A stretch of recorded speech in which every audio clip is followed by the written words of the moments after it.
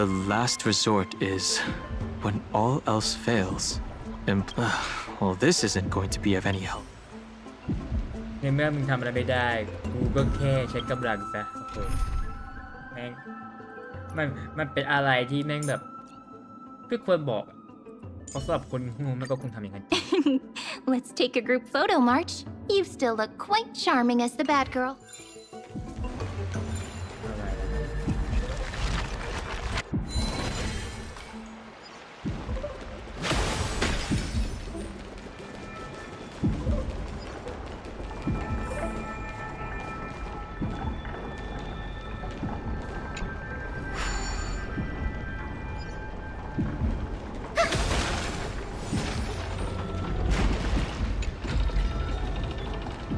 ขึ้นไปแล้วขึ้นไปแล้ว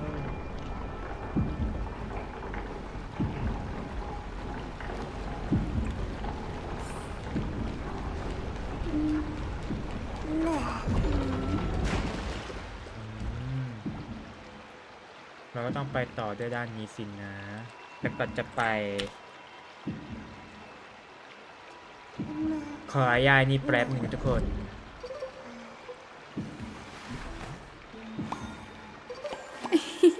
It's squishy.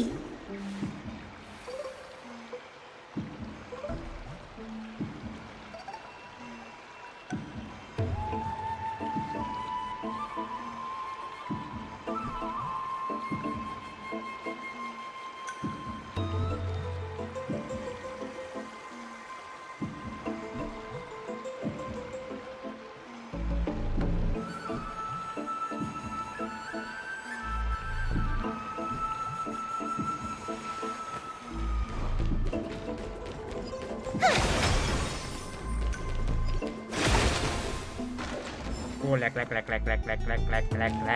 วอร์มันโหลอะไรหรือเปล่าเนี่ยโอ้แลกมาก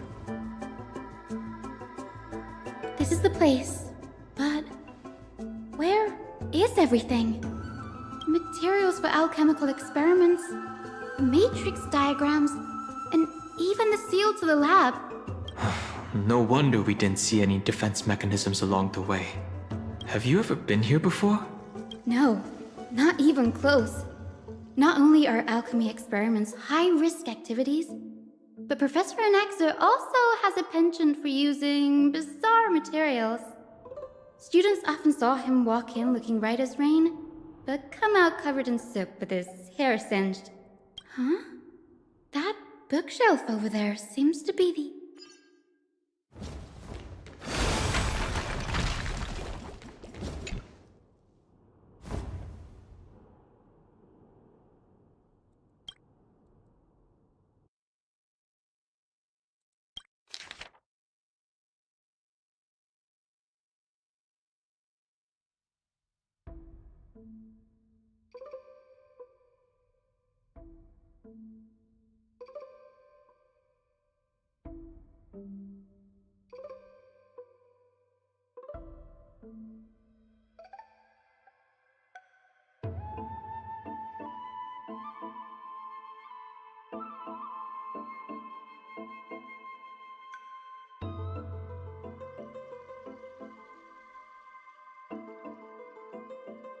What's going on? Anaxa is conducting research on our friends in Alchema and... This journal contains several intriguing points. from the Abyss of Fate to Castrum Krumnos, I've seen many a Titan creation during my time in Amphorius. Life forms, but fusing them with human souls through alchemical means? I can't even begin to imagine. Anaxa seems to hold special interest in the divinity coursing through the Chrysos Heir's veins, and has even conducted a thorough investigation into the hero's background. It wouldn't have been so strange if he had focused only on Cassie, given her own curiosity about her origins. Plus, considering that the new sporists have crafted omnipotent medicines, but now it seems Anaxa's objective was... Through alchemy, Anaxa aims to refine the golden blood in the Chrysos heirs to a degree of purity equal to divinity. This must be what he means by close to true purity. But treating both Titan creations and the human body as material... Danny, look at this. I have a bad feeling.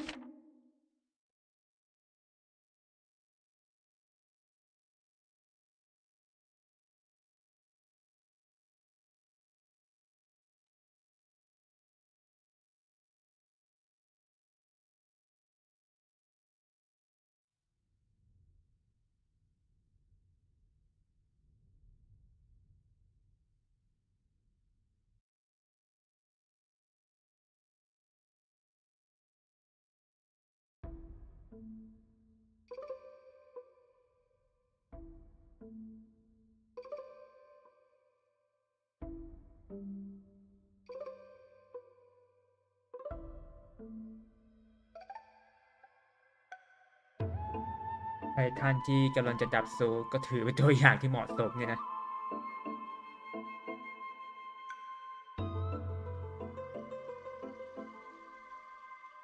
จะบอกว่าเอาตัวเองเข้าไป My biggest fear. It's come true. After going through his notes, I think Anaxa was carrying out experiments on soul transmutation. Do you mean he's trying to reconstruct human souls alchemically?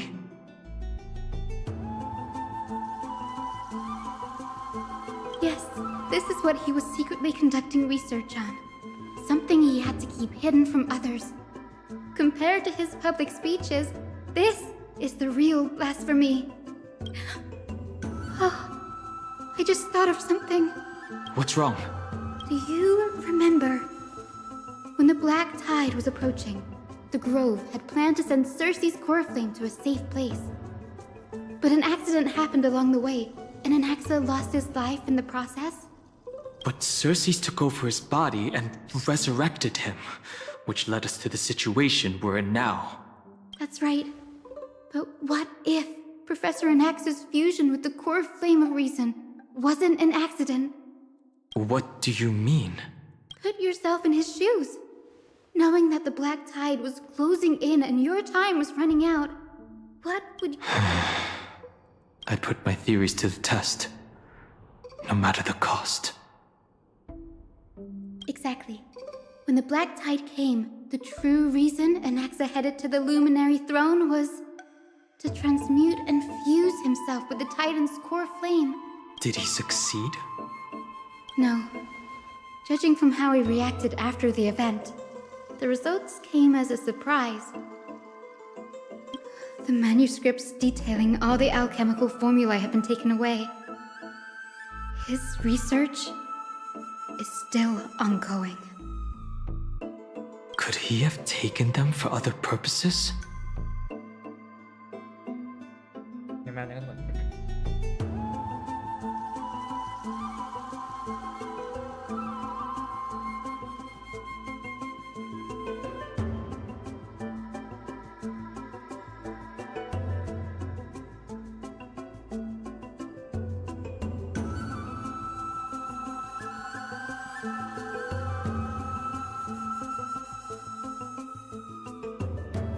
I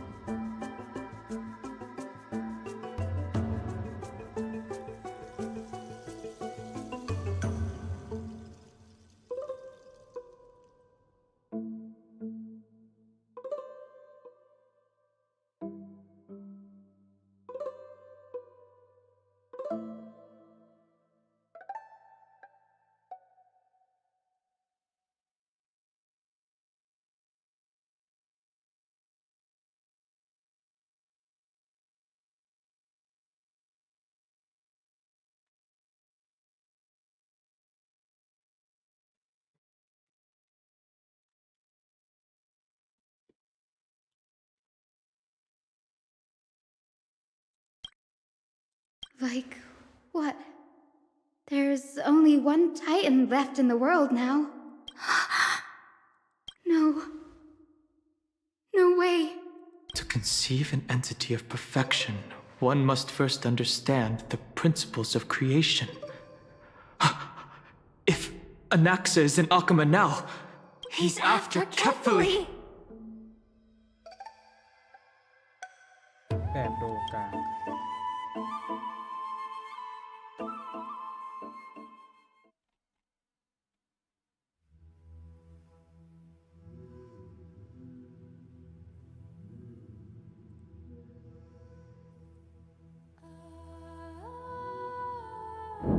Sir, this sky above us, it's... Of course not. This is just an image from a projection device used for educational purposes. The day-night cycle has been lost to this world. So that students like you may still learn about the night sky, astronomers have harnessed the Titan's miraculous power to... Much like how the sky above the Holy City is also illuminated by Kefali's dawn device. So, the skies of Akama are fake too. You mustn't conclude that, Anaxa. You should know that only a child would expose a trick and be proud of it. Often people know more than they let on. They simply choose to feign ignorance because they have no other choice. Then they're just deluding themselves. People believe in Kefali's tale of Genesis, accepting wholesale whatever the priests preach. But we are different. We've already walked out of the firelit cave of ignorance. We have already realized that we live in a world where Titans make the rules. Even when we look at the sky, we're only seeing what they allow us to see. So much time has passed since you sowed the seeds of doubt in my heart, child. Many a night, I find myself penning down all my theories and wild ideas. Oh, why? Because we'll face death by burning if word gets out? As a sage of the Venerationists, my soul has already become inextricably linked to the great tree. Every word I say and every move I make is certain to influence every leaf, every branch, even the tree itself. But above all else, my days are numbered. Instinctively, I have my doubts about the golden blood and the human soul, yet I have no means of verifying them. The golden blood in my veins is woefully thin, and... But I can, sir. I can do it for us. The time is right. Give me all that I need, and I shall accomplish this grand feat on your behalf. You're right. I shall do just that. Go. Establish your own school of thought. Find out what we are. Become the one who conquers the ultimate truths of the world.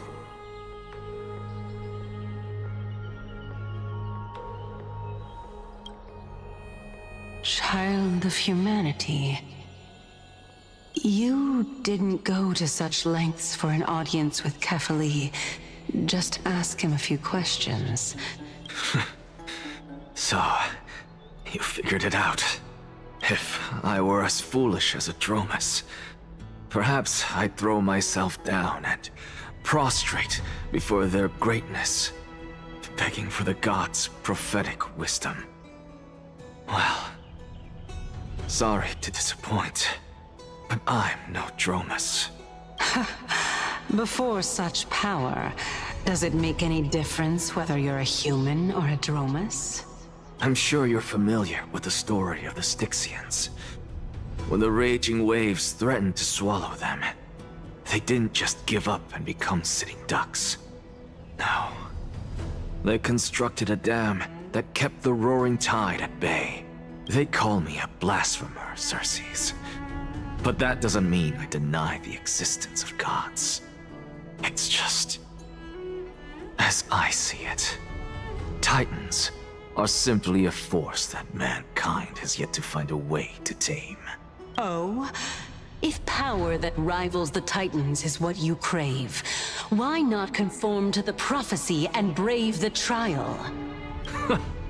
Why stop at harnessing the power of the Titans when I can do so much more? The source of life is what I wish to grasp, to understand what makes up the soul, and to learn what we really are. Thanks to you, I've had the chance to personally verify, in more ways than one, that the soul indeed ceases to exist in death. How then is a soul born? That was the only unknown variable left in my calculations. And by the sound of it, you have already formed a conjecture. No, I have already drawn a conclusion. In my journey unto death just now, Professor Anaxa, I'm here. His life hangs by a thread. I must ask you to refrain from taking any unnecessary steps. Of course, I'll bring this to a conclusive end and give you the answer you so desire. However, in accordance with the principle of equivalent exchange, I must also demand from you what... As you wish. Don't you care to know what the price might be? It's a matter of uncovering the truth about the Death Titan and his survival. This may be the only time I can ever save someone's life. There is no need for me to think twice. I see. In that case... Indulge me. Am I correct to say that you intend to prove Thanatos' whereabouts and prove the nature of our existence now? Before I begin, I must confess I had been stuck in a cognitive trap all this time. As unrelated as these two propositions may seem at first glance, they are in fact logical equivalents. They are merely two different ways of telling us about what the soul is at its core. The reason I say this is as I've mentioned earlier. The answer was hidden in my journey unto... Professor, you were in the Netherrealm? Yes, I am but a living dead man now. But that's not important. What truly matters is, that's not all. Remember how I said you were a part of that conversation too, Circes? And I've told you that I have no recollection of such an event. That was likely just an illusion conjured up by the mind of a dying man. Of course you would remember, because that wasn't you. That was Calypso, one of the 7 sages of the Grove. Calypso? Huh? Oh, that's the name I made up on a whim when speaking to this girl. How do you know of it? And surely you jest. Don't you think I, of all people, would know if that were the name of one of the 7 sages under the shade of my tree? Don't you claim to know the Grove's past like the back of your hand? It seems you've lost even the memories seared into your soul. Use your head, Circes. Since all of this took place in the realm of the dead, it stands to reason their likenesses are of souls from the past. The living cannot step foot into that world. So who could they be? Think about Calypso. Why does she share your likeness? Yet you have no idea who she is. The answer is evident, is it not? Those fallen heroes are the mortal incarnations of the Titans before their ascensions to godhood. The gods aren't master creators born out of thin air, and they are no different from humans, because they all evolved from one. ก็คือมนุษย์แต่แค่ยังไม่ได้เป็นเหล่าไททันแล้วก็ไม่ได้เป็นเทพด้วยก่อนจะเป็นเทพก็จะเป็นไททันก่อนที่จะเป็นไททันก็เคยเป็นมนุษย์มาก่อน Does this answer disappoint you? Yes, because you've answered nothing. If I truly was once human, as you claim, then where do the children of humanity come from? Even on the off chance that you speak the truth, this brings us no closer to grasping Thanatos' whereabouts. How are we to find them? I knew you would say that, but it matters not. I know what I'm doing. Actually, why don't we have this supreme being standing before us tell us everything? You can revive a Titan? Humans cannot return from the dead. Neither can gods. But all we need to do is look at this from a different perspective, and the problem will resolve itself. If I'm reborn as Kefali, I can rebuild the world and all within it as they once did.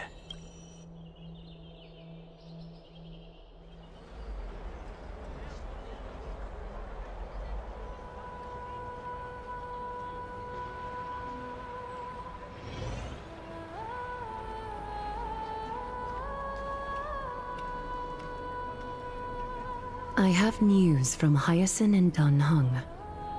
Anaxa might be trying to do something with Kefali's divine body. Kefali? But what could Anaxa want?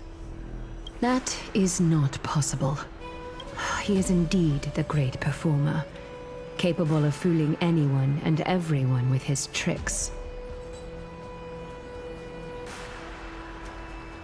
แป๊บนะครับ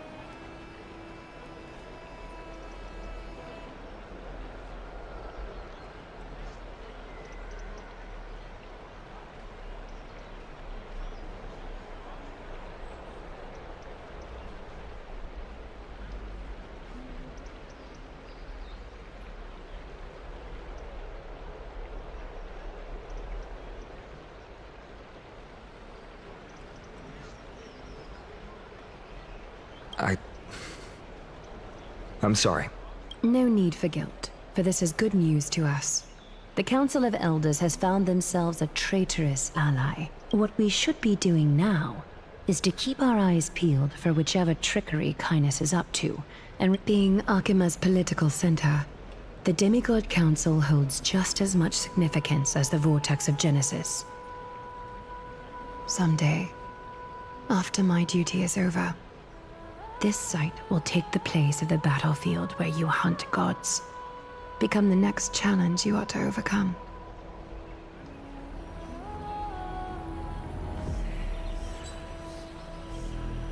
Till then, it's best to get used to this place as soon as possible.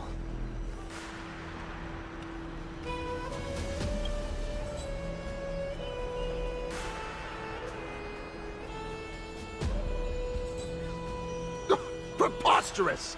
The Christos heirs only have their standing because of the Council of Elders! How dare they trample over it! Wow. These people are shooting daggers with their eyes. It's been a while.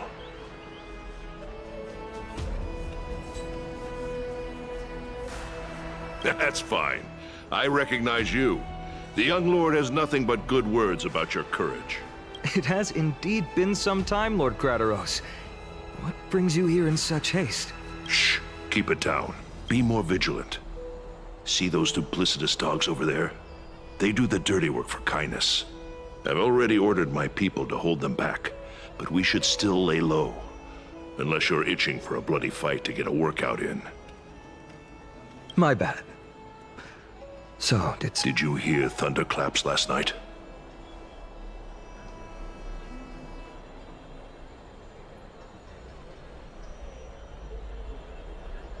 Thunderclaps are beacon signals of strife.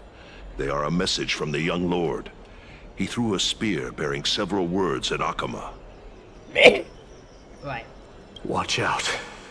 The Flame Reaver is back. I guessed as much.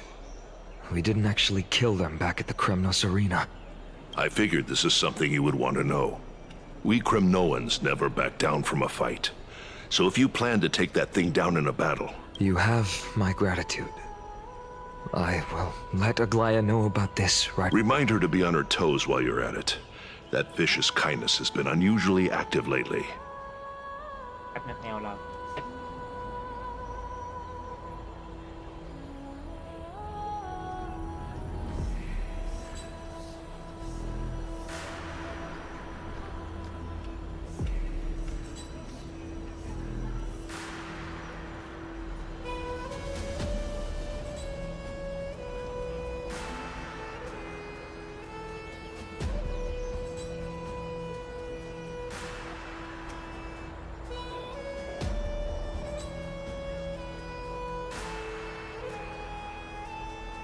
Those lackeys she keeps under cover have been going in and out of the city a lot more frequently these days. Some... That's her. Looks like you can see it for yourself. We should get back. Thank you for the intel, Lord Crateros.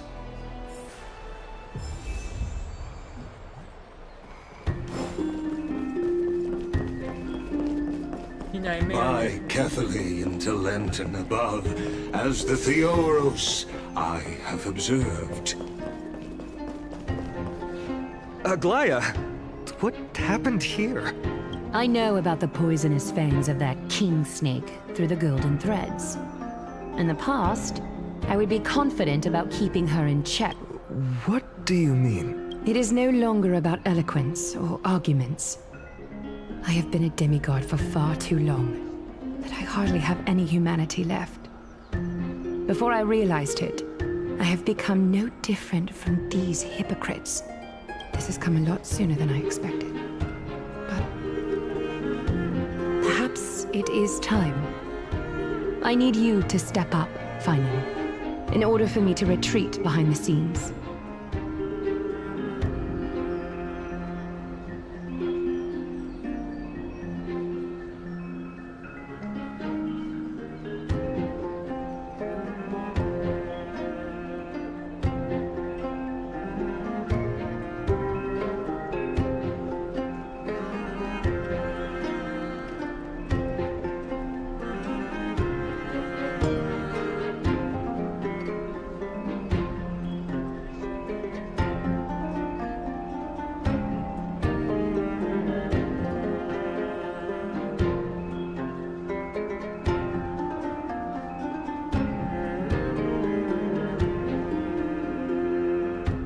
Yes, this is my duty, but... It is far easier for the Council of Elders to fool many than just fool one person. Their so-called more support is no more than a ruse to distribute power using words instead of lances. There is no glory in winning this debate, but that makes having respect for humans so much more priceless. Finan, you are a Chrysos heir without flaw. I appreciate what you've taught me, Aglaya. I hope...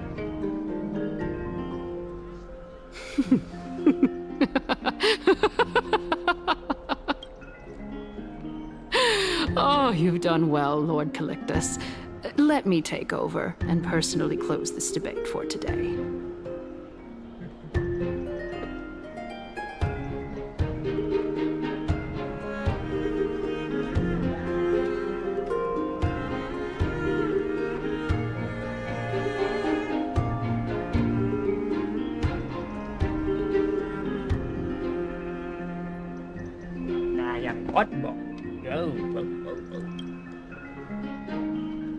Dearest counselors, let it be known that I sorely miss the blissful times portrayed in lyrical poems. Back then, Amphorius was home to nearly 1,000 cities, each with their own local faith, while gods walked the earth and shared close bonds with humans. Yet, in the present, people from all over are forced to leave their homeland to seek refuge in the holy city where they hope to rest under Kethely's protection. All of us have long been in the same boat with no way out of this plight. We didn't have a choice in the past, but now the Council of Elders brings to the table a new possibility. All I have left is one question for you. Would you rather strive toward the unheard of Era Nova, or return to the prosperous Era Chrysia of our past? Make your choice.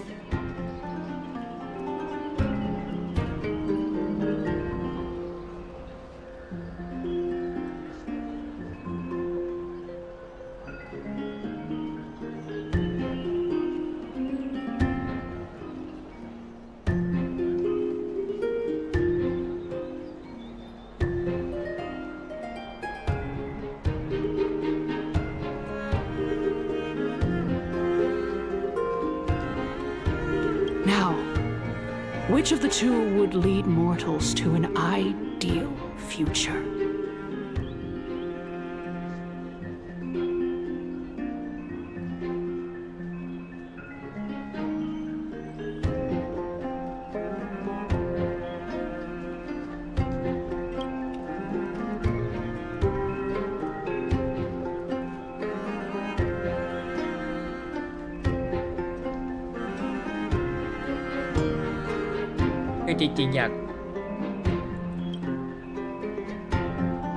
Era Nova is a path of salvation the gods promised. We should not have doubts in the flame-chased journey. We all know that Era Chrysia is a thing of the past, Lady Kindness. Please, enlighten me. How does the Council of Elders plan to turn back time? Let the three titans of calamity be born, and Era Chrysia is nevermore. But bring demise to those titans, and Era Chrysia will descend upon us again.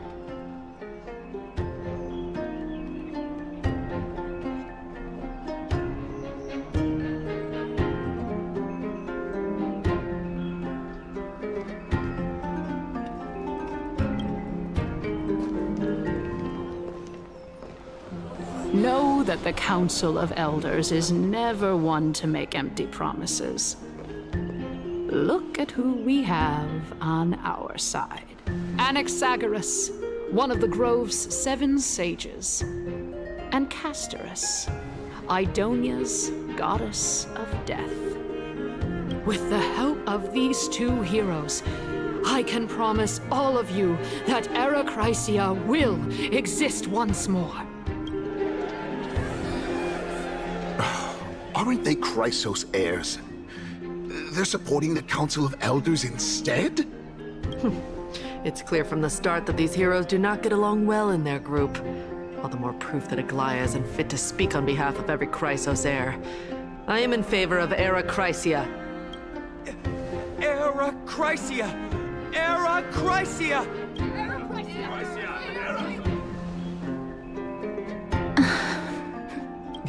Castorus? Why are you standing over there?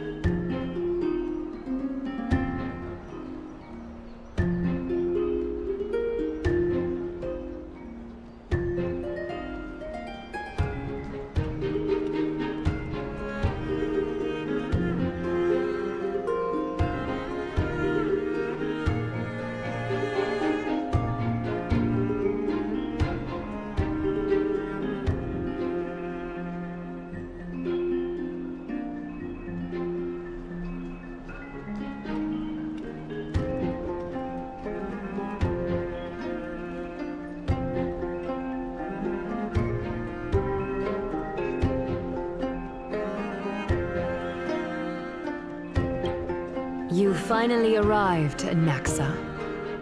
So have you, Kaz. Don't worry, Aglaya. While I know that you have many queries, could you continue to converse like how the citizens— Tell me, dear citizens, if we successfully retrieve and return Thanatos' core flame without anyone passing the Death Titan's trial? The answer is simple. We will have a chance to rid the world of death and bring Amphorius back to an era when all beings live forever.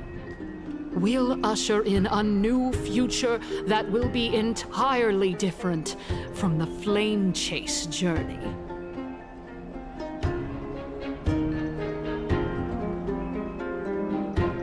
He's one of the seven sages.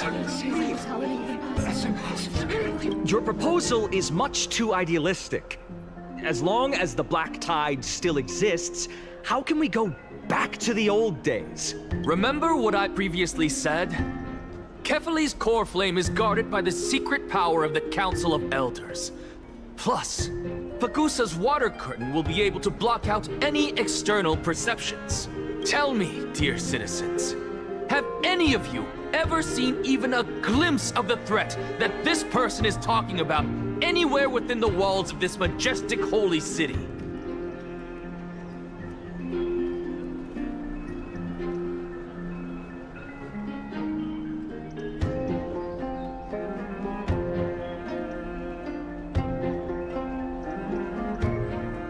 Oh. Could it be that you heard that from the Flame Reaver themselves?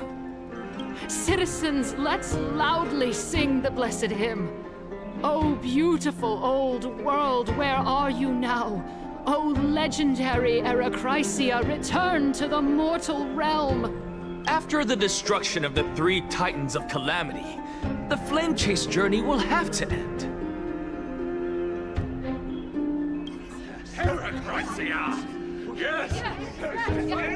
Yes! It has to end! It has to end! It has to end! It has to end!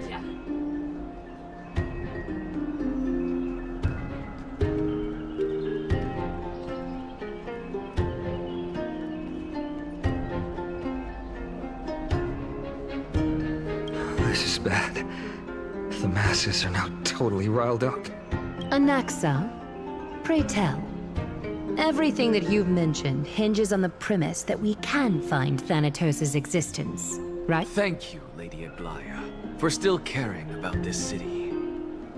However, dear citizens, we are truly fortunate and blessed. For Castorus, Idonia's goddess of death, will surely find Thanatos under my guidance.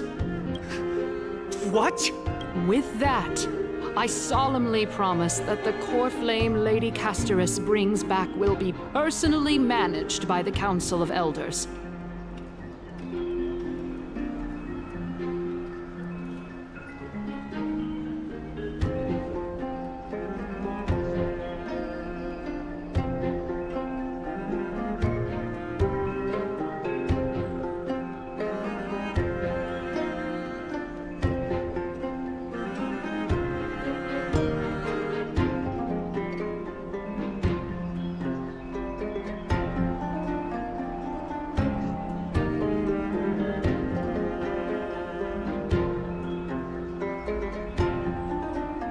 Thereafter, if we are able to garner the support of all of you at the Citizens' Assembly, we shall spare no effort in ensuring that the Erechrysia will return to our world once again.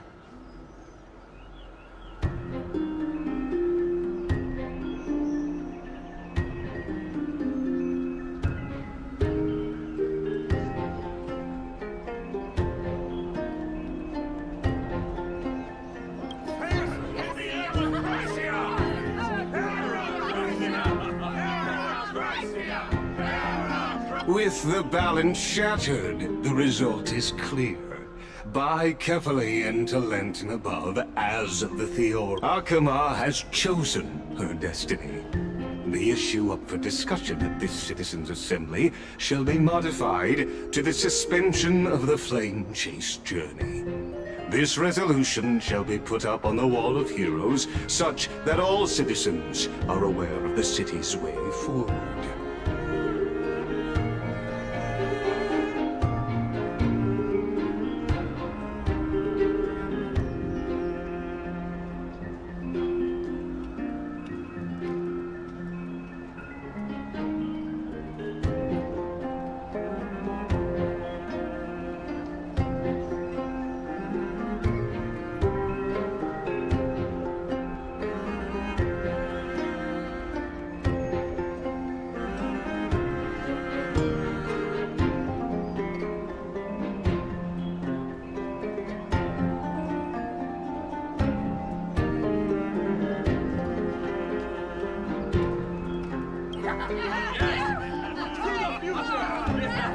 Aglaya, dear Aglaya, what has caused your heart to soften? You also don't seem to be as quick-witted as before. Wag your tongue as much as you like. Since the flame chase journey has been preordained by the prophecy. Well then, I guess we'll find out if that's true at the Citizen.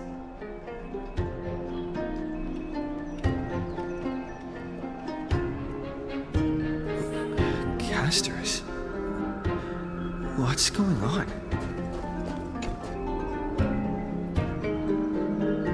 Well, it seems that when I sent you to look for Anaxa, My apologies, everyone. I know that you have many questions to ask me. In that case, in actuality, he showed me a past that was both long and heavy.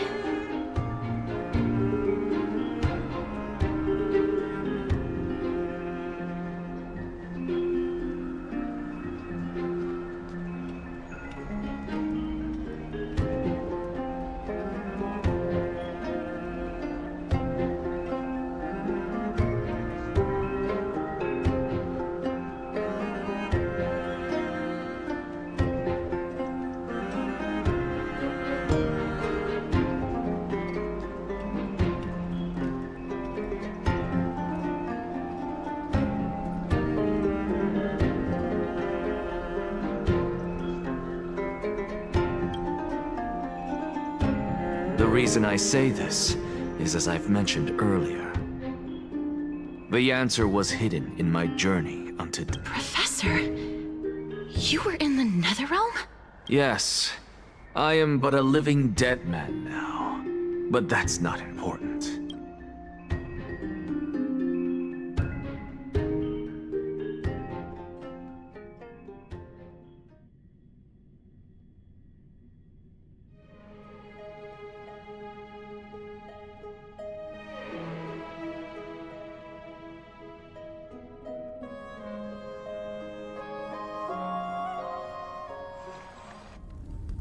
Have you heard of this tale before? A tale about the ocean god's treasured pearl, our hometown.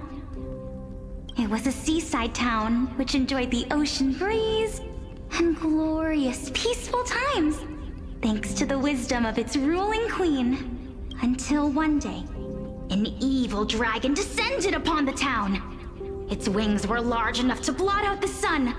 It barged into the tall tower and devoured the queen's beloved daughter. It even settled itself in her bedroom. The queen assembled 300 warriors who managed to subdue the evil dragon by chaining it up. However, when the queen slit open the dragon's belly, it was then that a devious, smooth-talking scholar arrived at the palace and suggested that the princess could be revived through the use of dragon bone and The princess was reborn! The queen was overjoyed, blissfully unaware that the evil dragon's soul still lurked within the princess's body.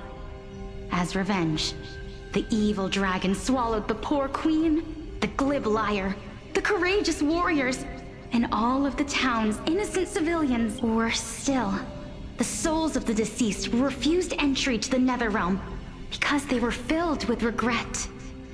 Forced to roam the mortal realm, the terrifying death had consumed all. Thereafter. Until? Until? Actually, I don't know what happened next. Oh my. It seems that you still like to whet people's appetites even after all this time, Pelixia. So, according to your story, this is how I used to look? It's practically a mirror image. And yet, what exactly is this? A miracle that I created with alchemy. As for what it is and how I was able to accomplish it, I'll keep the answers to myself for now.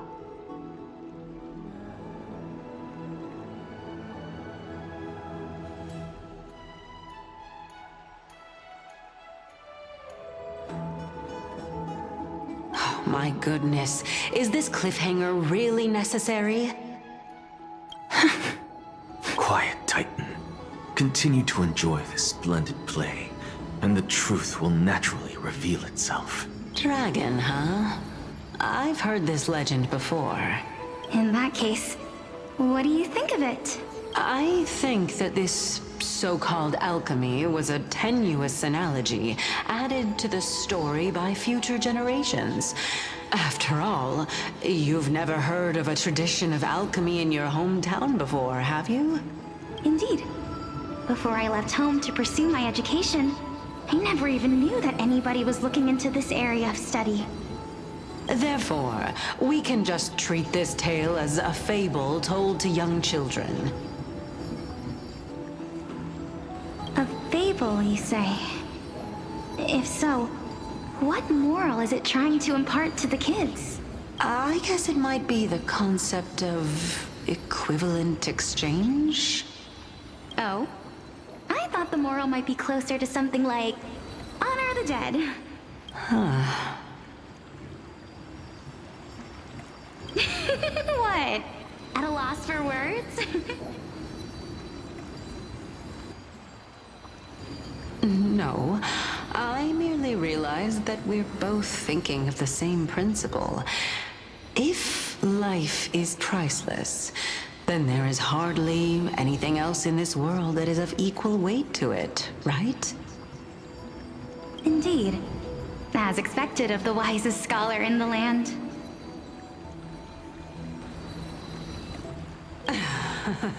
You flatter me. Why don't I ask you a question as well? Of course. What is your question? If I imparted my knowledge of the art of alchemy to you, would you use it to resurrect someone? What? What kind of strange question is this? I got... Let's just leave it at that. That was rude of me.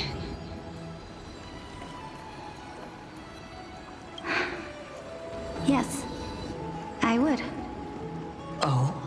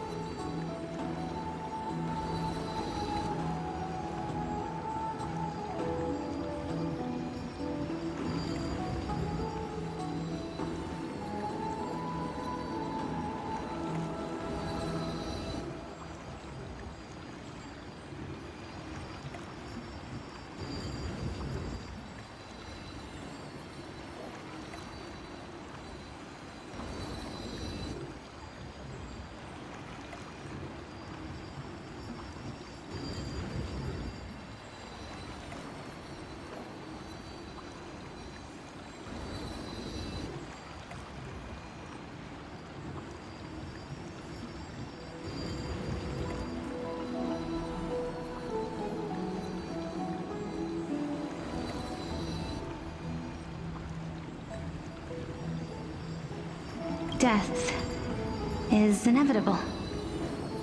In the days to come, I'm certain that someone whom I cherish deeply, if such a mighty power really existed, I think, after all, you, me, and the rest will all have to face that fateful moment eventually.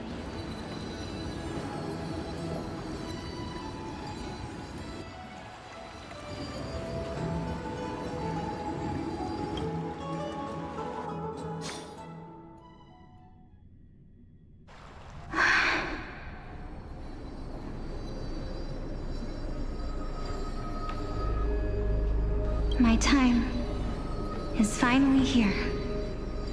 However, perhaps because of my firm belief in the immeasurable value of life,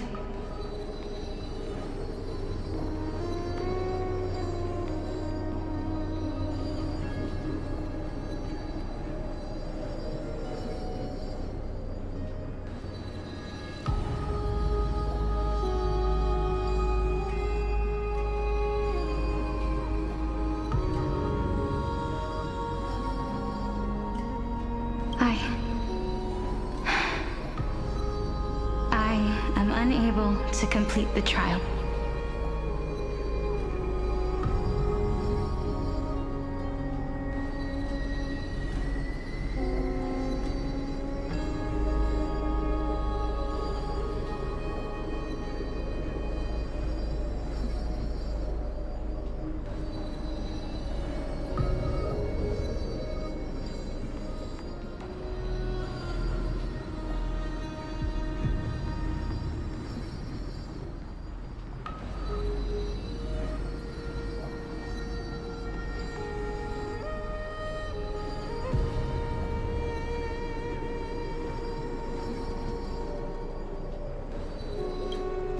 You shall wither, and through that, the dead will sprout again from the remains, and be reborn with the dead flame.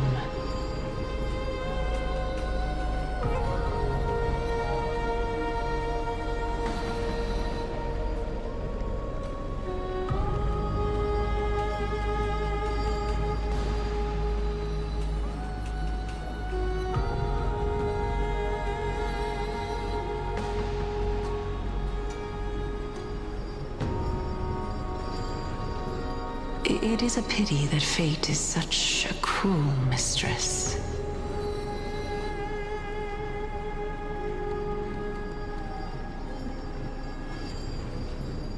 Is there no other way of interpreting those words? I'm afraid that the meaning is clear. Between my sister and me, one must pay the price. Our trial can only be completed when the one...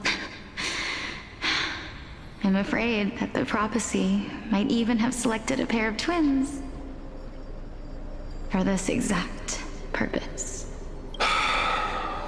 Fortune makes fools of us all.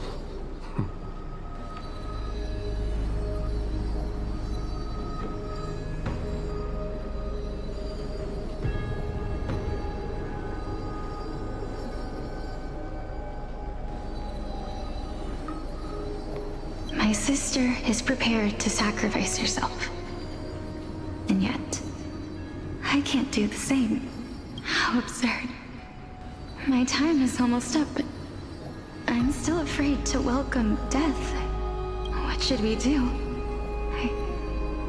If I'm ultimately not able to make up my mind... Since Chaos is willing to guide all of us and leave this trial to the end, there is still plenty of time for you to ponder.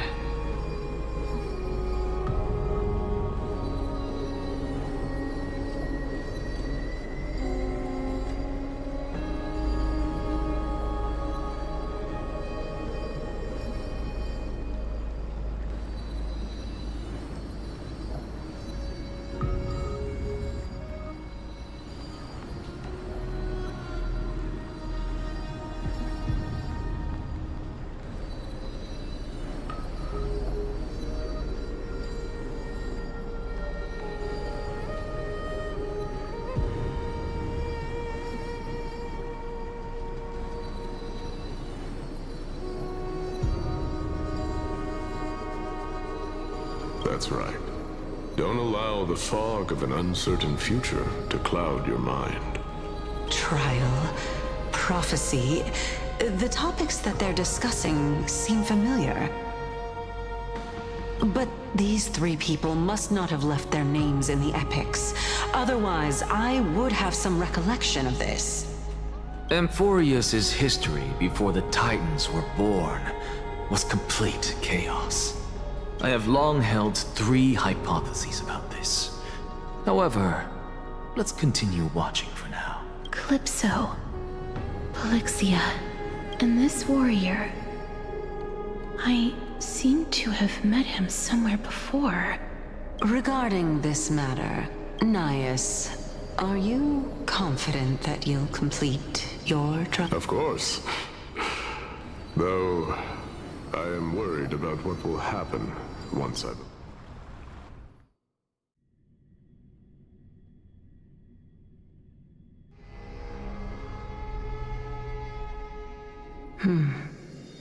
Looks like you have made up your mind. Yes, this is the safest course of action. Completely separating courage, honor, tenacity, You really know how to make things difficult. Please, young lady, witness my fall and demise. Lady Calypso, you shall host the soul-rending ceremony. I do not understand. Why would you dare to sacrifice yourself? Because this is our destiny.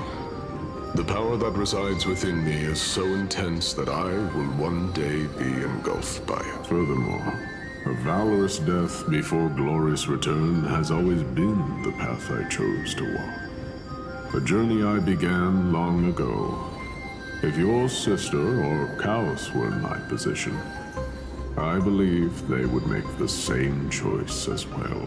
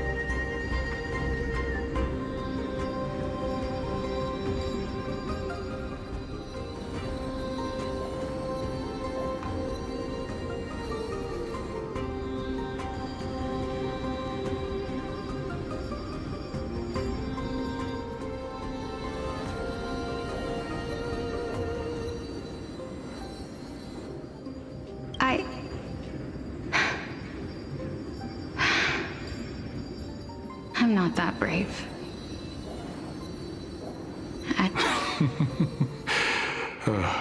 Despite being Death's chosen one, it seems you still don't know how to face it. Let's chat, young lady. Perhaps I shouldn't end my journey so hastily.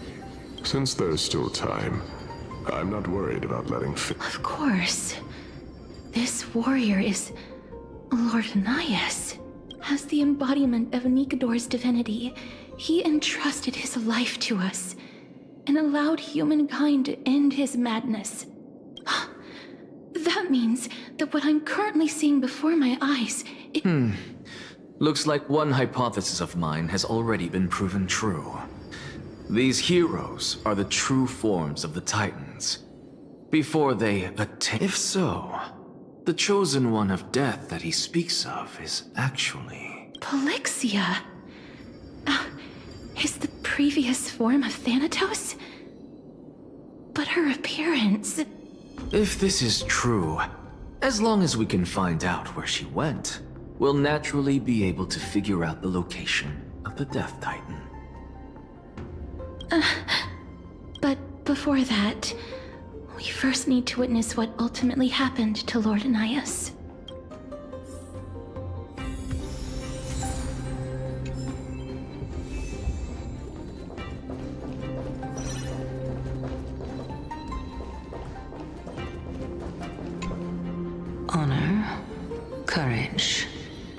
tenacity. And finally, Cheer up, young lady. There is no need to shed tears over a glorious death. all farewells in this world are sorrowful, Lord Nias.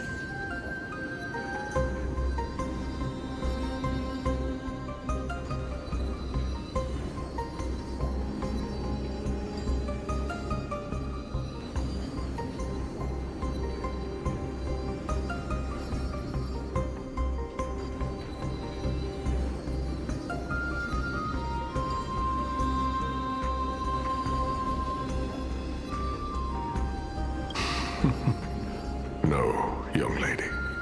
As a warrior, I have witnessed too many bitter deaths. But now, all I feel is peace. I did not know until this moment that mortals could live their lives in such a way.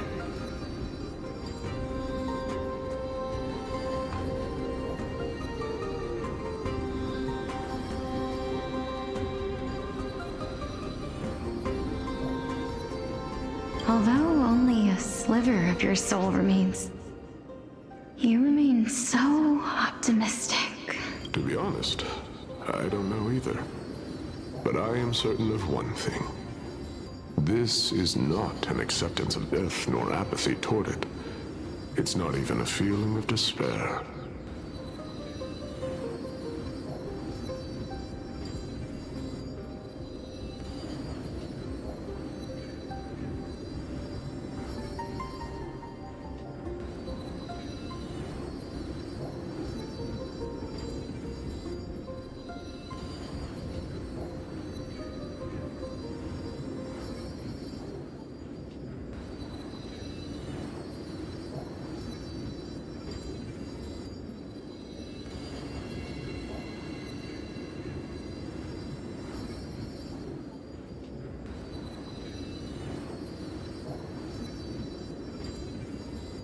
I am just enjoying what remains of my life to the fullest.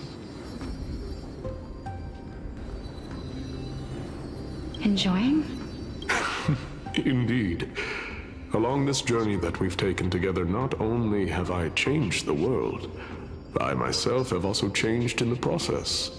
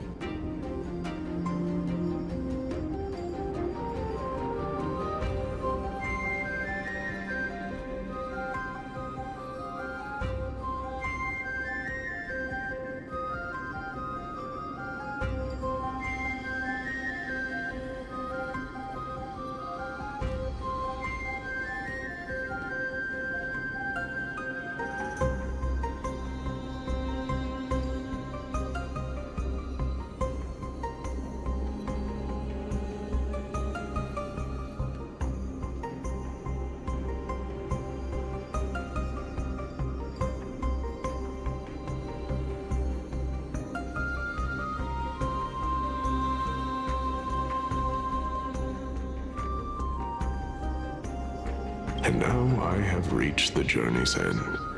When I look back and see the grand epic that I've personally written, how could I not revel in that fact? But when you depart the mortal realm, well, separation and death are two sides of the same coin. Reconciling this doesn't come easily for a mortal.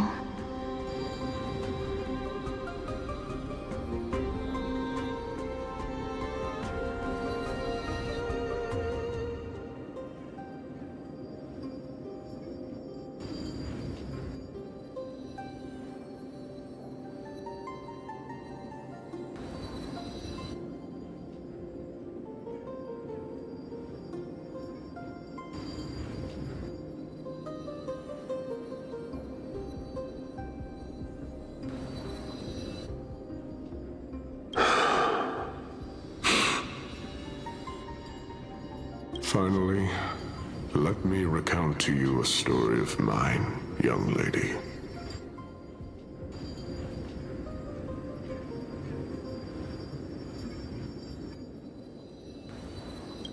The first time I returned from the battlefield, I felt extremely hollow.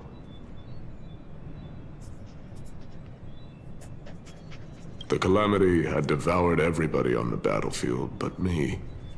When I returned to the city alone, the citizens held a banquet for me that was far from pleasant. I felt as though I was still on the battlefield, and the person who had returned was nothing but an empty shell. It was late into the night by the time the banquet ended. My head still reeling, I returned alone to the barracks. On the way back, I encountered someone. It was a crazed scholar looking at the night sky and muttering to himself by the side of the road. Although I tripped over him and fell, I wasn't angry in the slightest. And maybe because I saw myself in him, I inexplicably asked him a question. Do you think that it'd be better if we just died on the roadside like a couple of straight? To my surprise, he shrugged his shoulders and sighed. How does someone who is currently experiencing death, dying and living, afford the same amount of bliss? Now please go away and don't block my starlight. Are you trying to say that there is no difference between living and dying, for they are both journeys that lead toward death?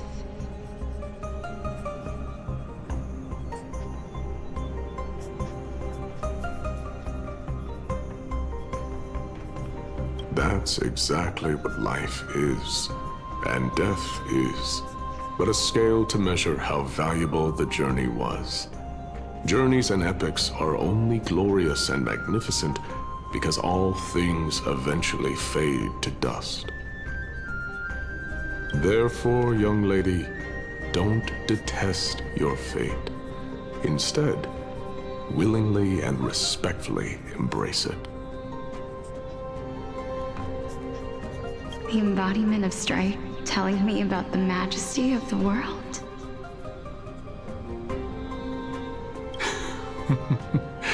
Indeed.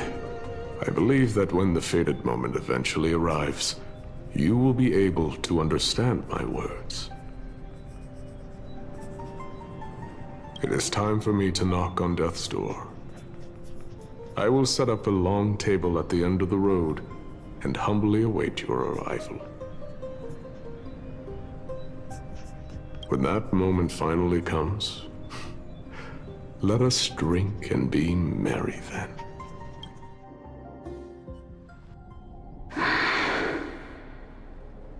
I knew this day would eventually come.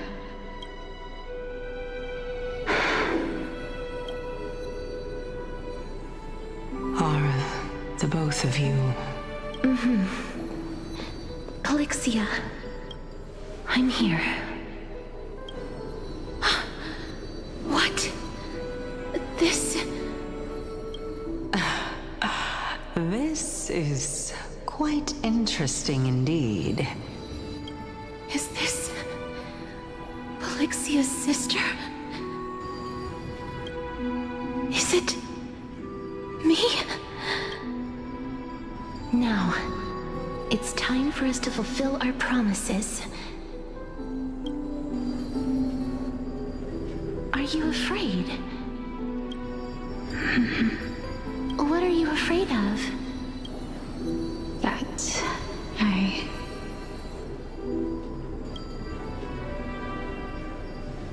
You shall wither, and through that, the dead will sprout again from the remains, and be reborn with the dead flame. As foretold in the prophecy, and according to our vows, once it all ends, we must face our fated moment head-on. even if it was prophesied, Do we have no say in the matter? It's so unfair. Why are we the only ones who are forced into mutual destruction? Let me do it, sister. Let me be death's sacrifice. I was never long for this world anyway. But you're different. I was the one who wasted your life after all. You're wrong, Polixia. I don't think that my life was wasted. Just the opposite. When I finally arrived at this destination and looked back at the journey I took, I discovered that flowers had long since bloomed along the path I walked. It was you who sowed the seeds for this sea of flowers, one that is more beautiful than the promised land at the end of the world. Besides, I have lived a fulfilling life. Even though I was fated for sacrifice, none of the things that I've experienced will dissipate. Instead, they'll forever live on as memories inside your head. Will they not? How could my memories of you ever compare to the actual you? Well then, tell me, what exactly are we?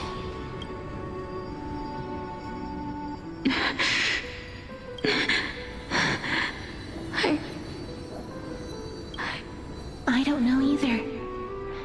But regardless of what the answer is, regardless of how we're shaped by others, or even by this world,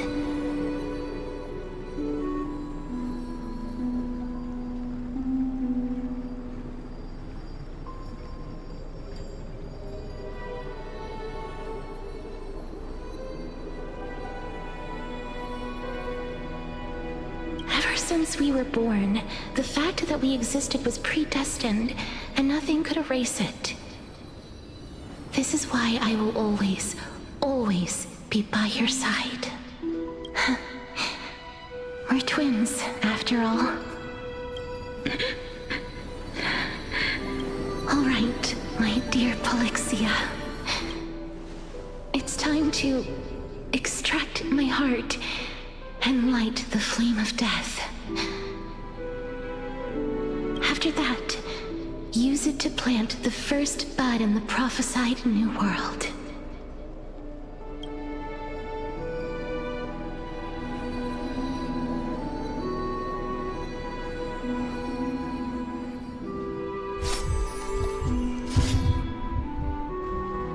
If I imparted my knowledge of the art of alchemy to you, would you use it to resurrect someone you love? Death is inevitable. In the days to come, if such a mighty power really existed, even now, my answer remains the same. This is why, sister, I promise you, in the prophesied new world, I shall plant the first bud. Go now. Return to the ocean god's treasured pearl, our hometown. I shall open wide the entrance to the nether realm and grant you a second life.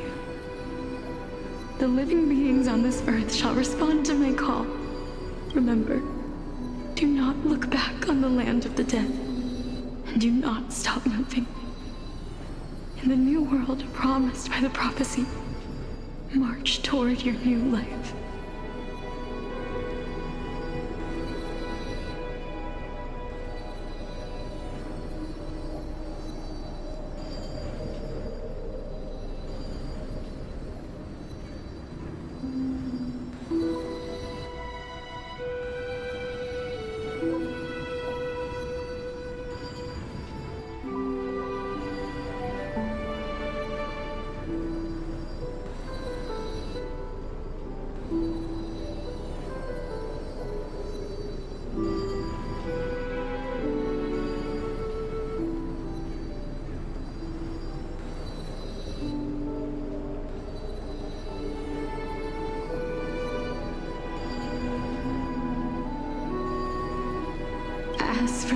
price of our equivalent exchange. Everybody, we've come to the end. Unfortunately, I am not compatible with the Supreme Being, so I was unable to completely... I'm certain of this now.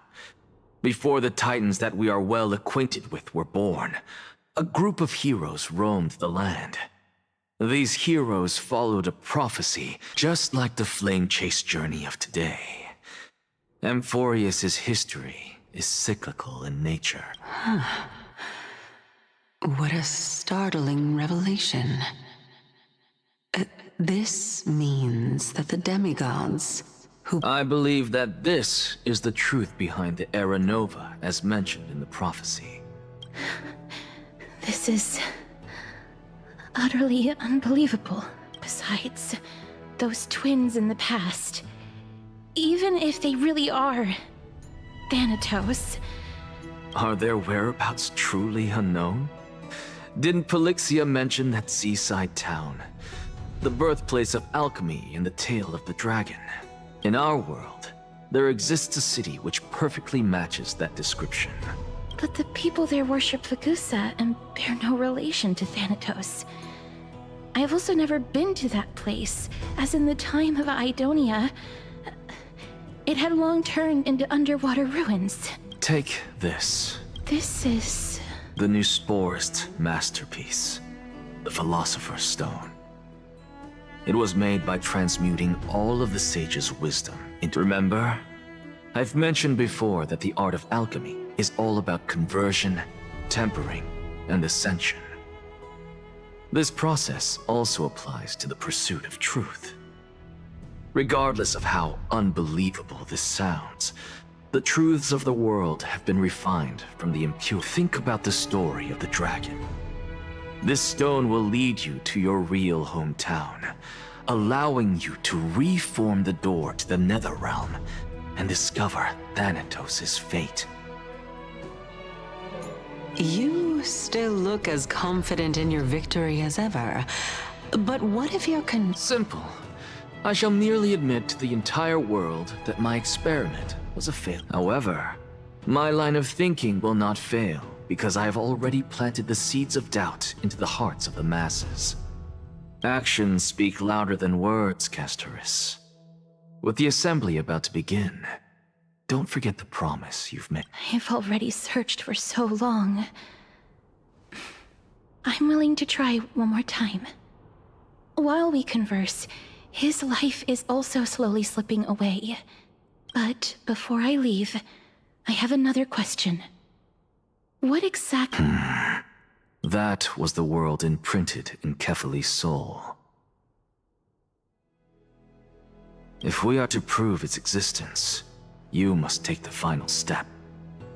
I understand. Hey, child of humanity. Don't get antsy. I still remember the question you posed to me. As a scholar, I do not wish to offer up ambiguous conclusions. Let's discuss this topic again when she manages to find the evidence. I merely wanted to ask, was that stone transmuted from your heart? If so, rebirth is no longer an option for you. Why not? When I was a child, I lost someone dear to me. When I was a teenager, I lost my faith.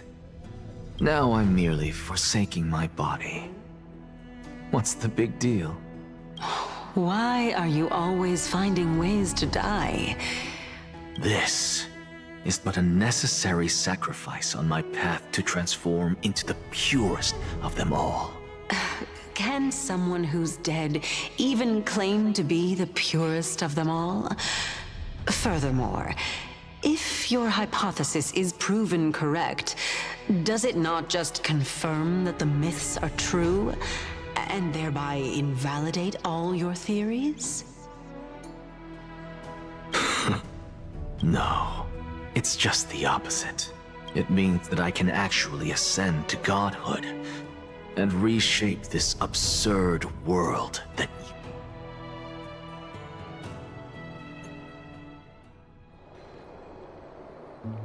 That's a lot to take in at once. Lady Aglaia, please, let me explain. Go on.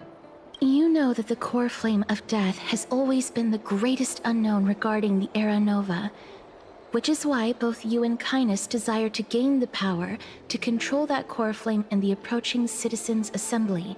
Professor Anaxa has come to a consensus with Kindness.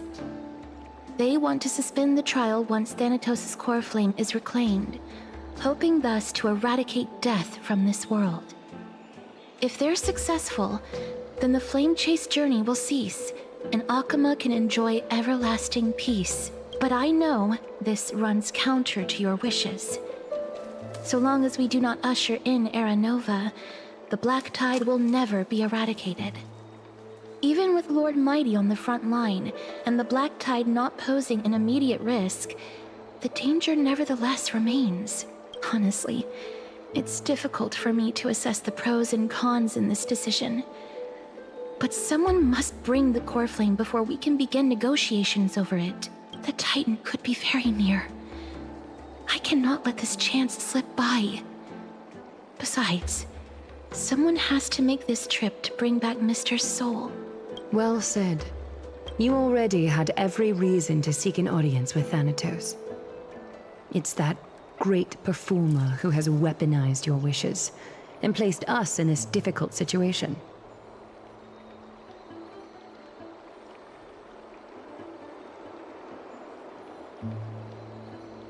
A world without death. Do you desire that too? If fate dictates that my path must oppose yours, I will do all I can to resist it and protect what I aspire to achieve. Lord Mighty showed me that without taking the first step, all talk of what follows is moot.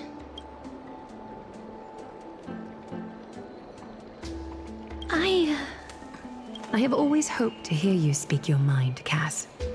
And I am glad to have heard your true thoughts. Styxia. I visited that place in the past.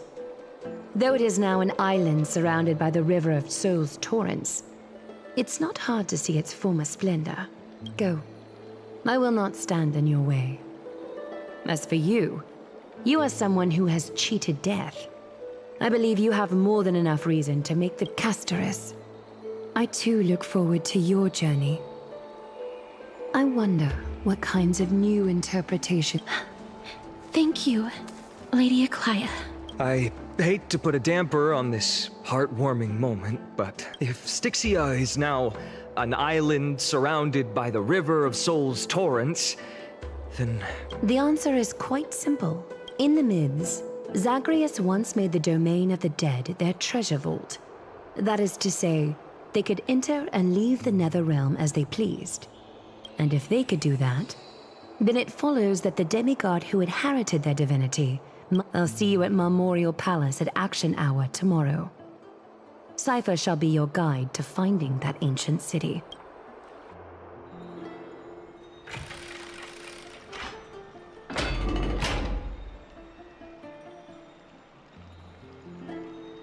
Dan Heng isn't...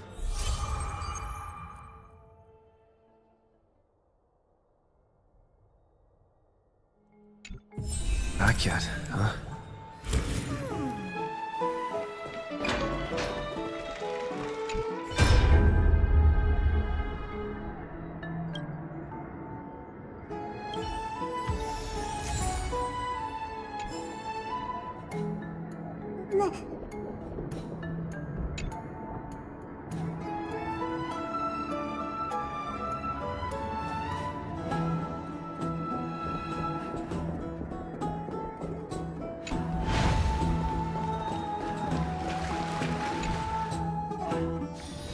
Is there anything interesting here? I doubt it.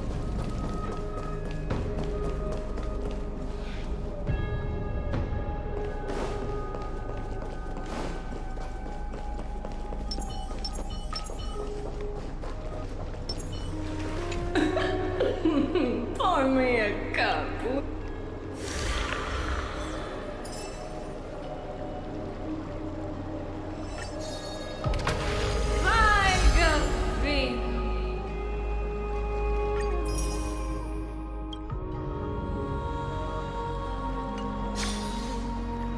4,000 กว่านี่ยังไม่พออยู่เนี่ย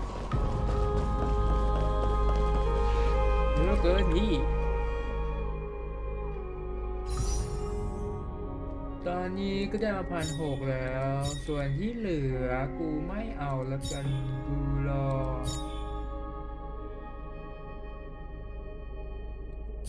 อย่างเดียวแล้วกันเพราะมันไม่ใช่ติดอยู่ต้องการขนาดนั้นด้วย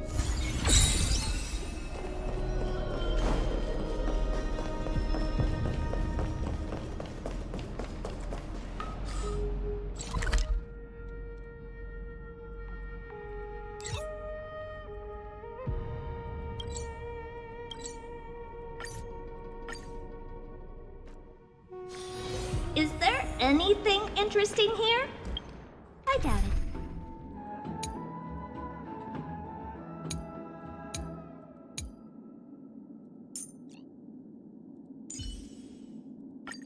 I feel so warm when I stay next to you, Hyatt.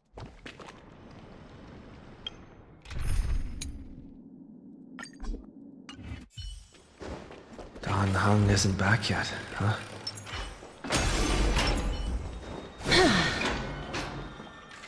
Hey, friend! Is the debate finally over? Did you...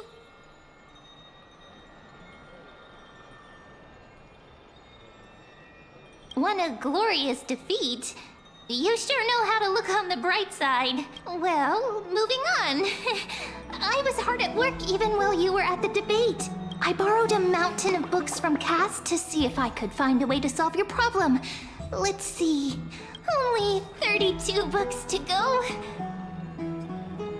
Really? Oh, that's fantastic news. I knew it. Hard work always pays off. I feel like a huge burden has finally been lifted off my shoulders.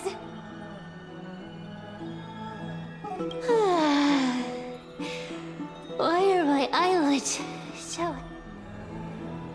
Oh, you're right. Then I'll go back to...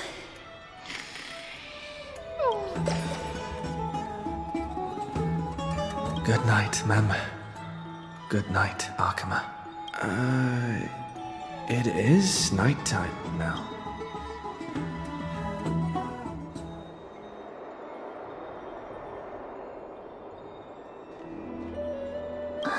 Cass? What a surprise. Lady Treeby. Is something troubling you? I just wanted to speak to Lady Trian for a bit. No matter how breathtakingly beautiful Styxia once was, the place is now the domain of the departed. I don't want to have any regrets. Has anyone told you that your eyes are... Is that a figure of speech? In the past, when you did smile once in a while, all of us could see that your heart remained troubled, even as you smiled.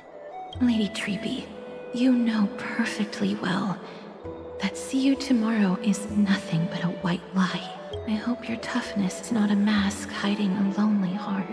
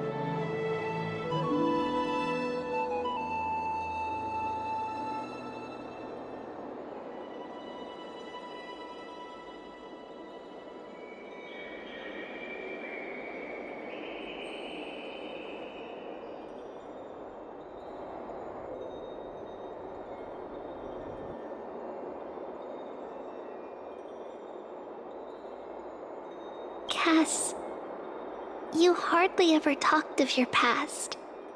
None of us knows what you went through, apart from Maggie. But we know it must have been filled with pain and hardships. as it is the fate every Chrysosaur is destined to live out. We are just happy for you that the core flame you're meant to inherit has finally surfaced. Isn't it a little too soon to say that?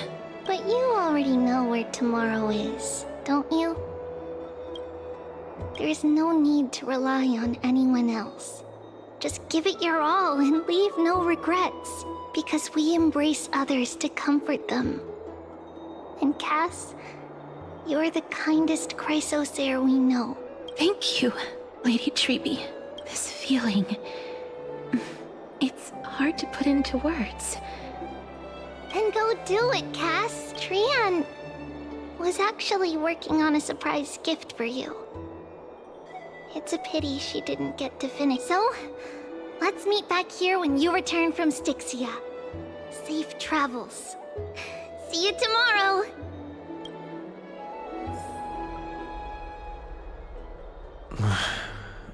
I can't...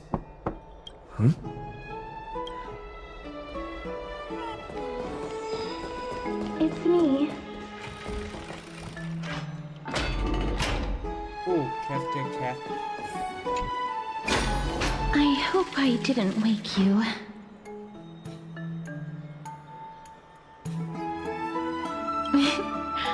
I'm glad to see you're as full of life as ever.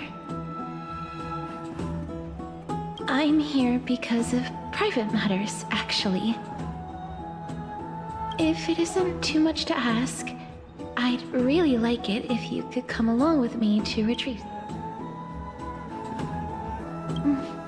Aren't you going to ask me what it is? It isn't a long way from here. Shall we? I'd love to go in and take a look. Have you heard? Seems like all the rooms are...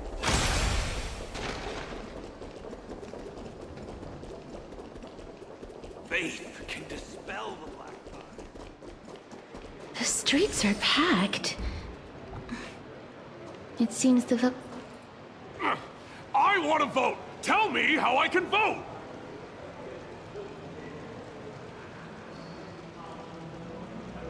Take your ceramic shard engraved with the Kephili rune, select the Council of Elders in your heart, and pray silently until the shard registers your choice.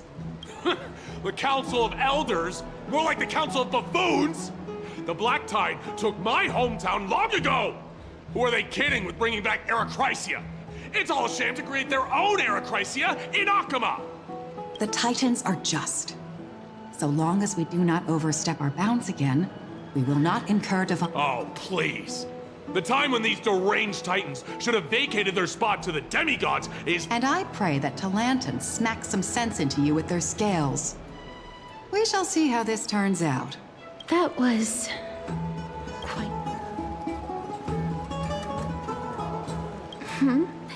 You're interested in that?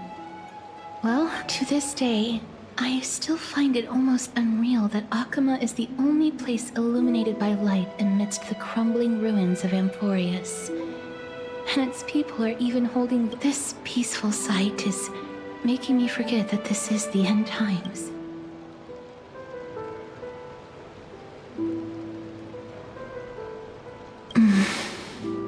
Before coming here, I had lived for many years in Idonia, a city of rime and frost. The people there were devotees of Thanatos, traditions that I played a major role in. Yes. You now know me as the Mortician of Akama, but back in those days, I was Idonia's Maiden of War.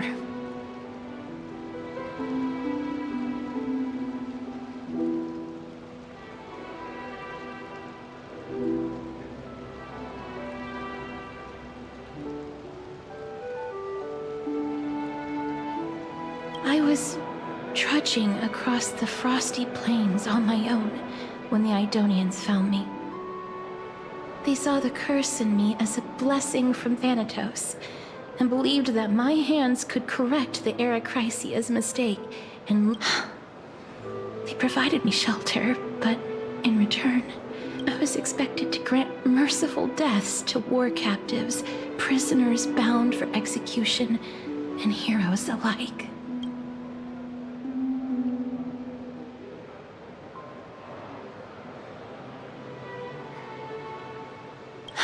Yes. No matter how kind or cruel the means, nothing can change the essence of death. Taking away someone's life is never worthy of religious worship.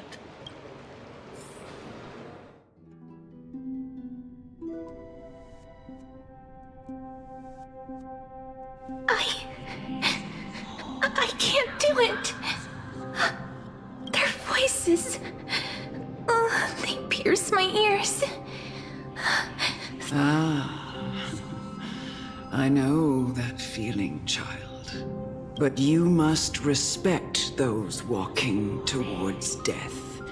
Just like how you should respect yourself as the Holy Maiden granting humans glory and liberation. What you're asking me to do is no better than the task of an executioner.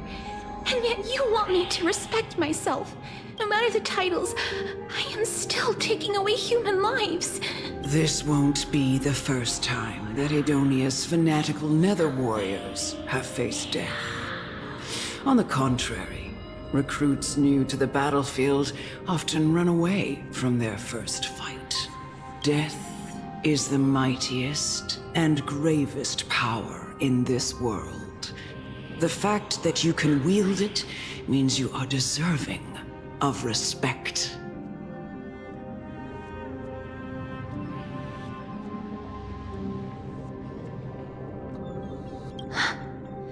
That's such a twisted reason. Then let me tell you, in Idonia, the great swords commonly used by executioners are called Draconian. In memory of Drakon, the sword has 3 air holes along its body. If the sword is swung down swiftly and accurately, the holes would make no sound. But should the executioner have any hesitation, the holes would produce a piercing whistle. On that cue, the screams of the executed are sure to follow.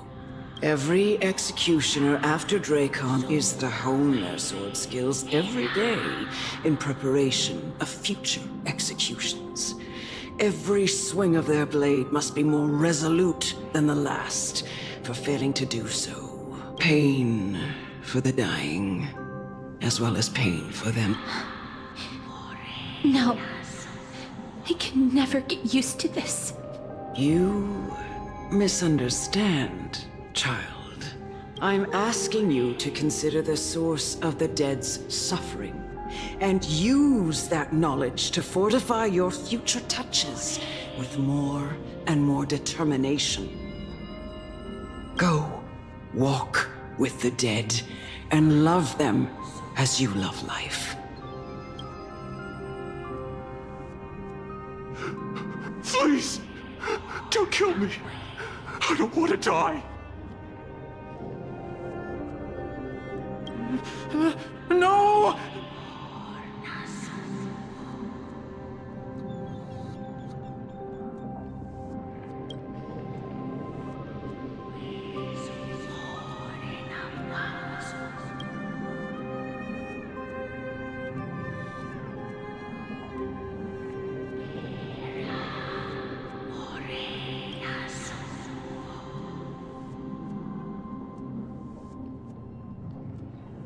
May you gain some insights through his sacrifice.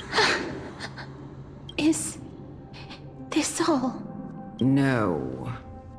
Come with me. This is just the beginning of your life as the maiden. You executioner!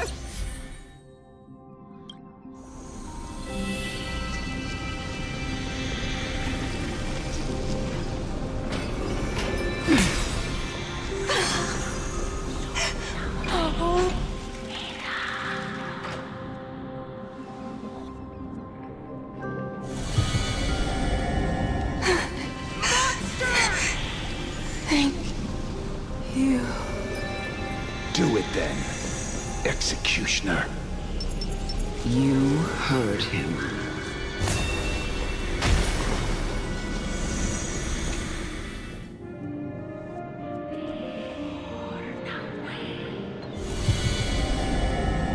I curse you to live in eternal. Please.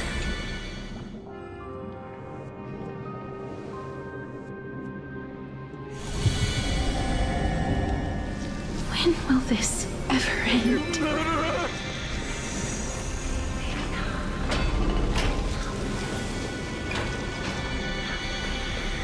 Come.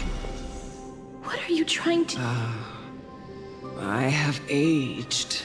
The final resting place. You're not that old yet. You still have many, many years ahead of you. No. I'm already dead. For I have come to fear my declining health. Castoris. Will you give me one last... I can't take this anymore! Child, it was I who brought you here from the frosty plains and set your farcical fate in motion. It was also I, Chief Executioner of Idonia, who forced the heavy duty of executing others onto you. I've always known that you have doubts and even anger about my I never had a choice. Indeed. We essentially abducted you. Yet you can end any sinful life with just a touch of your fingers. I'll never do that. It doesn't matter how lightly the Idonians take death, or how readily they accept it. I knew I was right about you. What? I've taught you and cared for you as my own daughter all this time because of this blessing. In the eyes of an Idonian, death is the end of all life, a destination we will all eventually reach. You can only live your life to the fullest after understanding this principle. And when you do, even if you eventually leave Idonia's protection...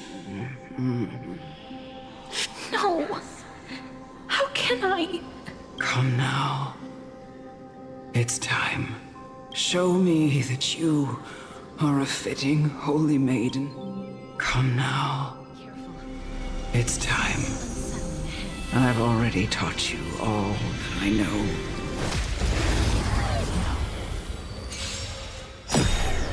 Don't worry. Night falls. Good night. Embrace a new life.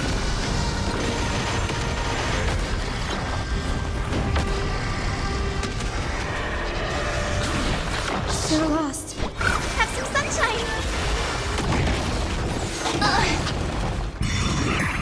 Together we can stars. Shine for the heroes. May death protect us!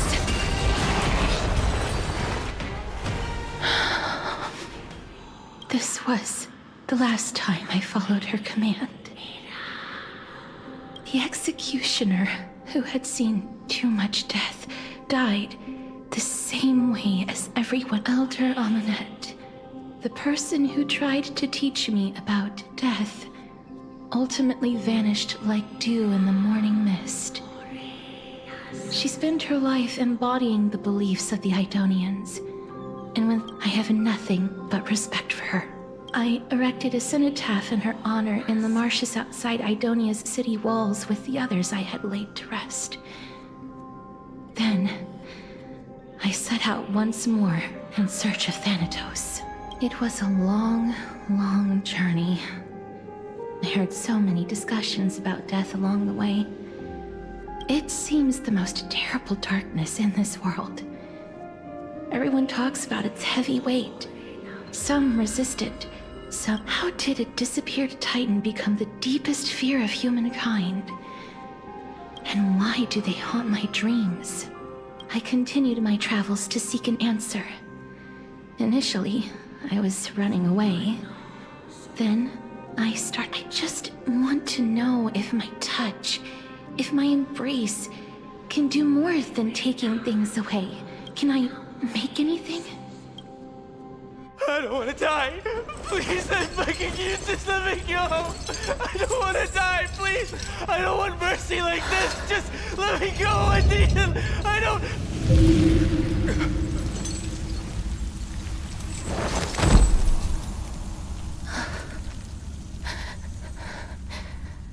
I hate these icy hands.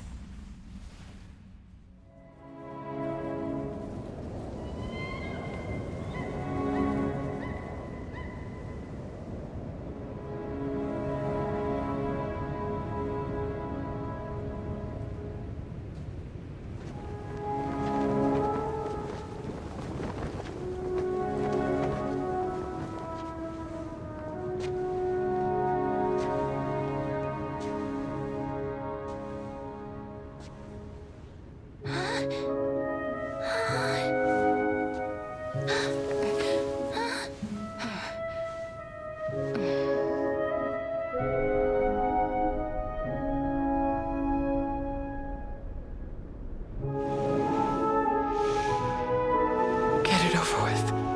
End its suffering.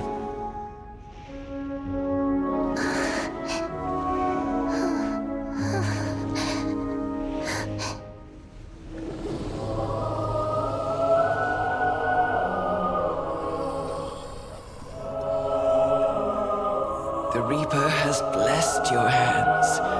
Only you can grant them peace.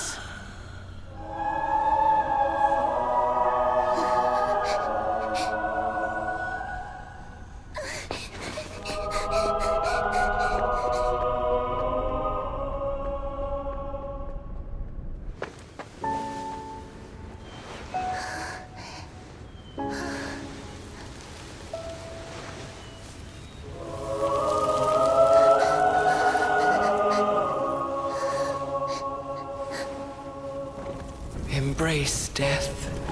Walk alongside it.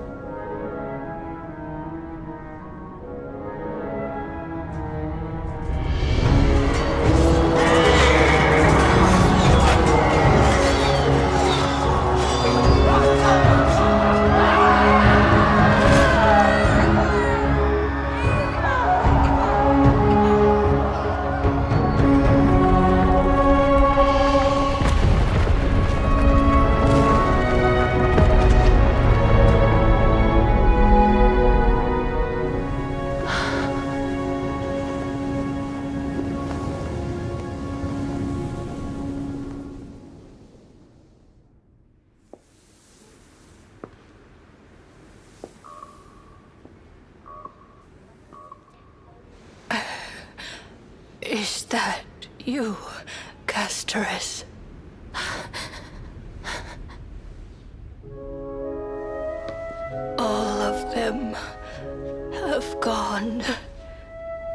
awaiting death's summon, crossing into their domain.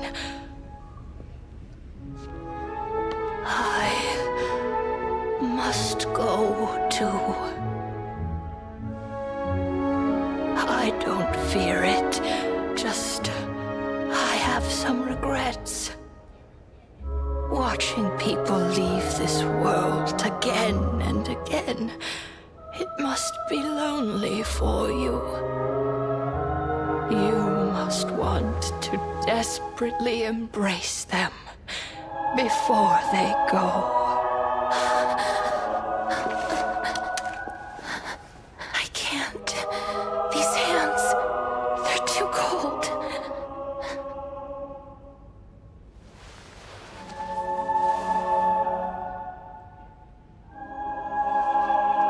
But Big Sister Castoris, your hands are so warm, just like anyone else's. So go on, don't hold back. Give me a warm hug.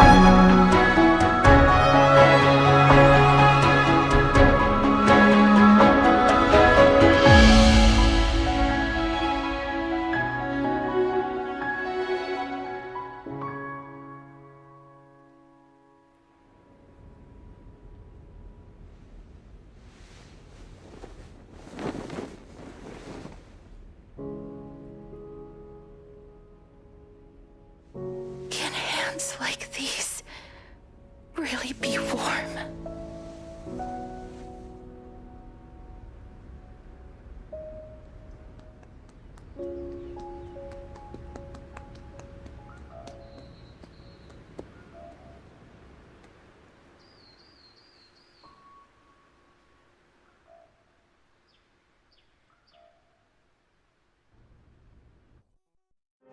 On the day that Ornyx's trial ended, you must have had many questions. I felt just as confused. Why, as someone from beyond the sky, were you so cruelly dragged into Amphorius's fate? I wished I could take action, but no matter how hard I try, I cannot simply interact with the living as ordinary people do, even when we brushed against each other unintentionally in the grove. When an almost unattainable hope finally welled up in my heart, when I thought that perhaps my touch would no longer bring sorrow, fate declared to me, it wasn't that the curse of death had finally been lifted, but that your soul no longer belonged to this world. And there was nothing left for my hands to take. Nothing. And did I really think this time would be any different? It's not that I don't understand this reality, just that I'm unwilling to accept it. Having walked such a long road, I am still unable to find the answer to life and death. I am resigned to eternal despair.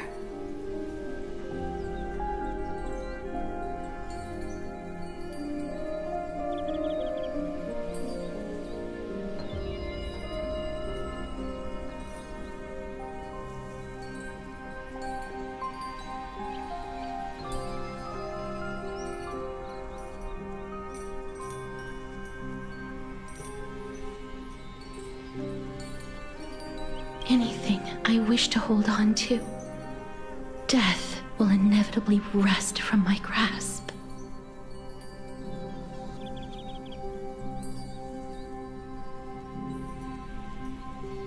From that moment on, I lacked the courage to confirm it again. Until Ornyx laid bare the cruel truth.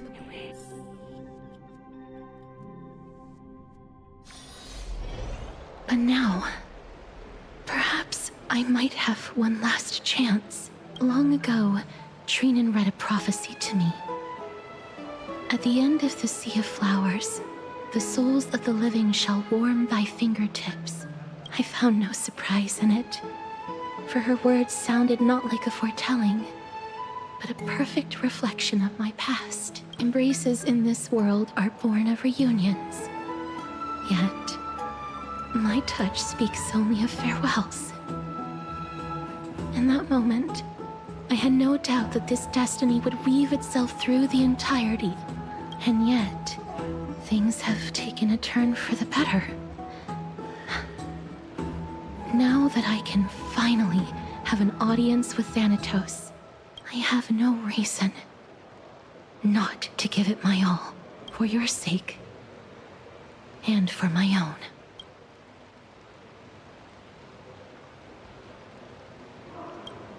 With that, I won't have any regrets.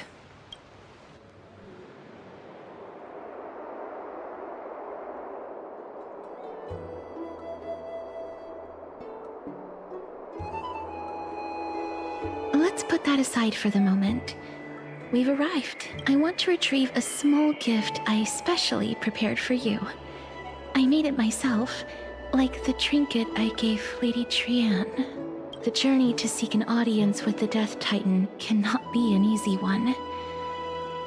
I want to make full use of every moment I have before we depart.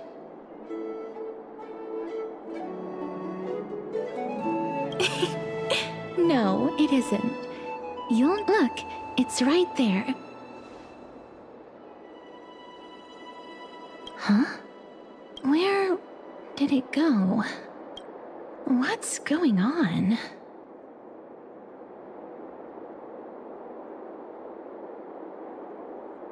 This is the coin of Zagreus and a slate. So it's her. No doubt about it. This is her favorite symbol. It's a Lady Cipher, the demigod of Zagreus whom Lady Aglaia had spoken of. She's a master thief who's left legendary tales all over Amphorius. So many years have passed, yet she's still announcing herself in such a crass manner. Let's just do as the slate says and look for Lady Cipher.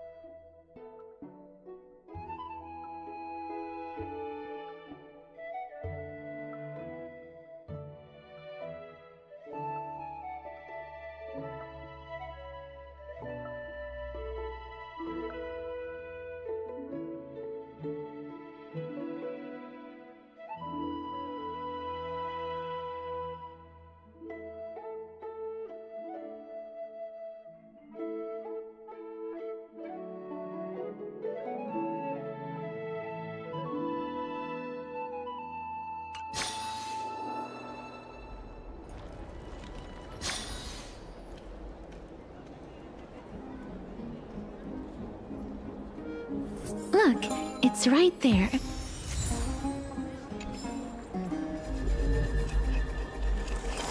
We must pursue her.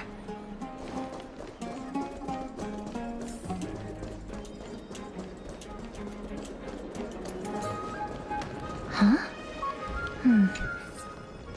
This is a trick she left for us.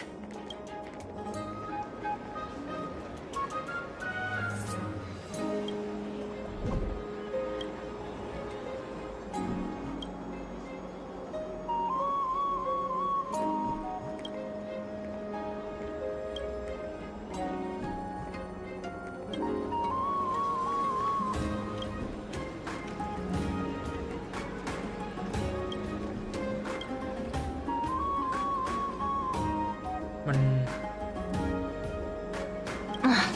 She's incorrigible. Follow me.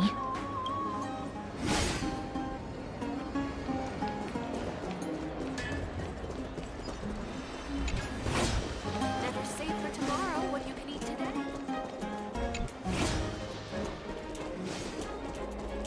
It's about time you do some exercise.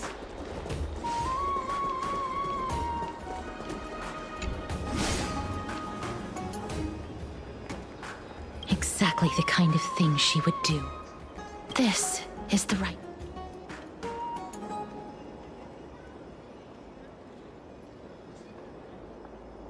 We must pursue her.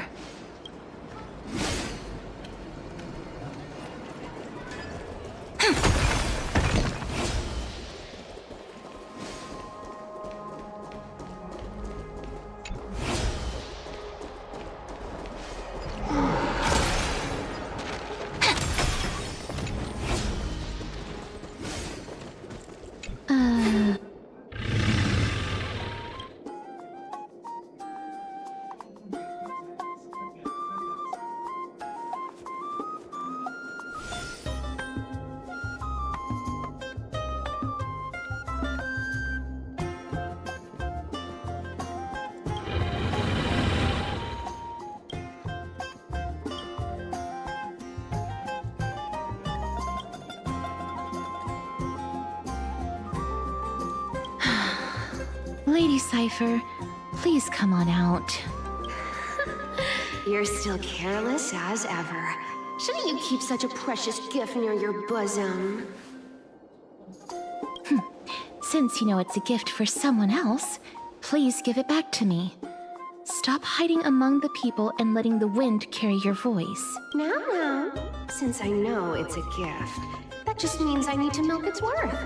The children of the wind never stay for long in one place. Name your price. I'll give you however much you want.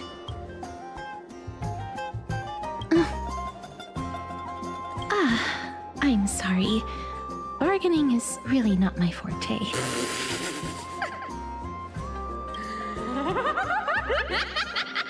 No wonder they call you Princess Homebody. Why don't you two come over to my place? It'll make a better venue for proper business discussions. You can find where I live through the winds. Piece of cake. I can do that even if I can only sense your soul. All right, I'll see you there. By the way, everyone cool with me collecting a deposit before we reach an agreement, right? Where did my dew of divine blood go? She's incorrigible.